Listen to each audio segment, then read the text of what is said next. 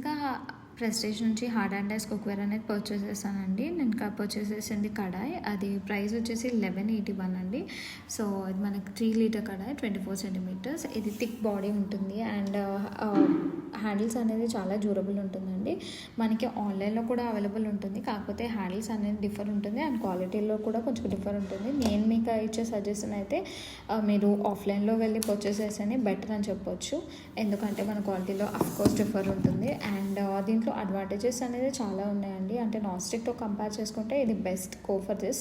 ఎందుకంటే మనం డైలీ బేసిస్లో కుక్ అనగా చేసినట్టయితే, అంటే నాన్ స్టిక్లో కుక్ చేస్తే మాత్రం కోటింగ్ పోతుంది 6 months కదా. సో ఇందులో అలా కోటింగ్ పోయే ఛాన్స్ అయితే అస్సలు లేదు. సో మీరు స్టెయిన్లెస్ స్టీల్ కాకుండా, అంటే అది ఒక కడాయి వచ్చేసి మనకు 5000 అలా ఉంటుంది. స్టెయిన్లెస్ స్టీల్ తర్వాత హార్డ్ హ్యాండర్స్కి ప్రిఫర్ చేయవచ్చు మనం. సో ఇది డ్యూరబుల్లో మీకు ప్రెస్టీజ్ బ్రాండ్ కాబట్టి, సో ప్రెస్టీజ్లో మీరు పర్చేస్ చేయొచ్చు. సో ఇదైతే పాజిటివేనండి. నేనైతే వాడి చూసాను ఒక 3 times అలా. నేను ఆల్రెడీ వీడియోస్ యూట్యూబ్లో చాలా చూసానండి, కాకపోతే మన తెలుగులో అయితే ఎలాంటి వీడియో అయితే అప్లోడ్ చేయలేదు అంటే క్లియర్గా. సో అందుకే మీకోసం నేను క్లియర్గా రివ్యూ ఇవ్వాలని నేను వాడి